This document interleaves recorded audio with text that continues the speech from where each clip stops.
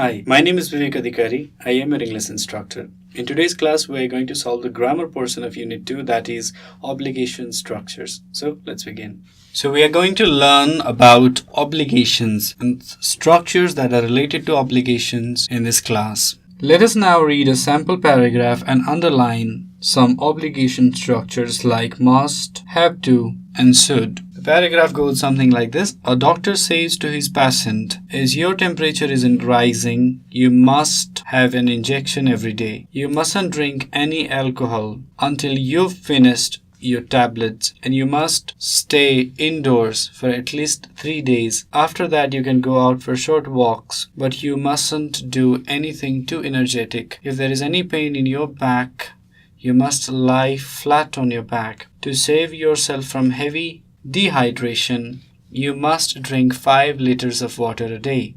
Things will improve very soon, and in this case, you needn't stay in the hospital anymore. You have to be polite with other patients in this ward, and you should always follow my advice. Now let us find out all the obligation structures. We have already done that. We have must, and the negative form mustn't. After that we have to and should. So what are the obligation structures? They are must, have to, and finally should. These three are called the structures of obligation. Must, have to, and should. They denote, what do they denote? They denote obligation. What does obligation mean? Obligation means that you need to do something without complaining, right? So in the passage given above, the words must, have to, and should express obligations. We use these words to say when things are necessary that certain things are done. The negative of must is mustn't, which means you can't do somebody or something as a rule, as it is harmful. The negative of have to is don't have to, which means it is not necessary to do something. When something is the right thing to do, we use should, or sometimes we use ought to, right? When it is a wrong thing to do, we use shouldn't or oughtn't, and these are called modal verbs. So the negative of should is shouldn't, and the negative of ought to is oughtn't to. Alright? So what are these called? These are called modal verbs. These are called modal verbs. Now let's look at some examples. Modal verbs. Now suppose you are a doctor and the other is a patient now. The doctor advises the patient what he or she must do and mustn't do. Begin your sentences from some of the modal verbs that are given below. Now I want you to write some sentences supposing that you are a doctor. We are assuming that you are a doctor and you are giving some advices, to your patient friend, or simply to your patient, because we are working in pairs. Now you need to make some suggestions by using some of the modal verbs like must, have to, should, ought to, and their negative forms. So let's begin. You must drink 5 liters of water every day. You have to do a brisk exercise. You mustn't drink any alcohol. You should try to eat green vegetables. You ought to drink hot water, glasses of lukewarm water, like that. You shouldn't eat anything that's oily and spicy. You don't have to do heavy exercises, right? Now let us just review this structure. We have you must drink, you have to do, you mustn't drink, you should try, and you ought to drink. So must drink means something that you need to do, that you have to do. Have to is an obligation, and mustn't is also the negative form of must, which is an obligation structure. Finally, we have ought to, which is another obligation structure, and should denote something that you should do, right? So these are the suggestions. We have some more suggestions like you should not eat and you don't have to do. So these are more suggestions done by using some of the modal verbs. Alright, now let's do another question that's given in the book. Okay, let us now start by solving these questions.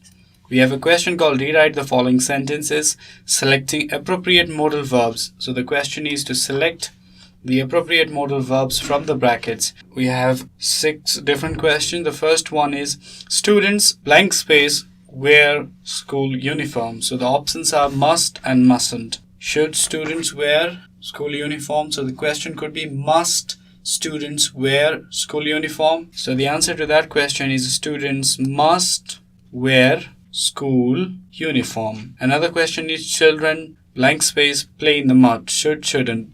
Children shouldn't play in the mud because it's a dirty habit and you should not do it. Sunita and her brother blank space get up early on Saturdays because they do not have to go to school on Saturdays. So they don't have to get up early on Saturdays because they don't have to go to school. Now go to number D. When we cut down one tree, we should. Correct? We should plant two in its place. If you are suffering from a cold, you mustn't have cold drinks. You have to be, okay, B is missing. You have to be polite with other people. Very easy. So here are some of the rules and regulations that are for the zoo visitors. If you ever go to a zoo, you will find, a lot of rules and regulations there. So there would be a list of rules and regulations. Different things would be sorted out, listed out there. So some of the rules and regulations for visitors in a zoo are given below. Visitors mustn't give food to the animals.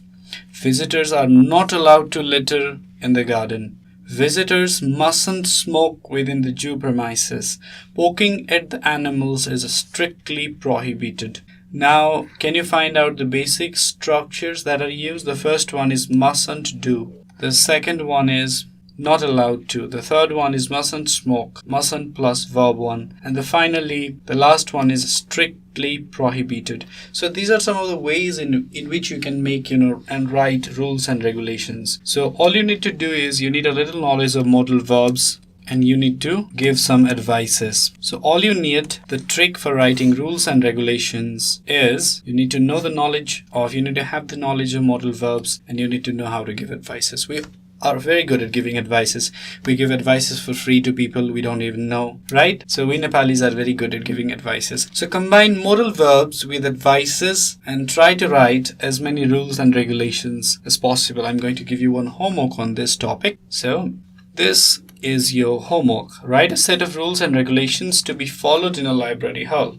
Imagine you are in a library hall, you are trying to read some book and suddenly a couple of people, they start talking, they start whispering in the beginning and then loudly, they're yelling at each other. So how would that feel? For that, I want you to write a set of rules and regulations to be followed in a library hall. So you can write at least 4 rules or you can write more than that. All you need to do is you need to use modal verbs and you need to combine them with advices. So you need to use modal verbs and advices. So if you follow this structure, you can write as many rules as possible. With this, we have come to end of today's class. If you have any questions or suggestions regarding this video series, feel free to write us at learning@deerwalk.edu.np. Thank you.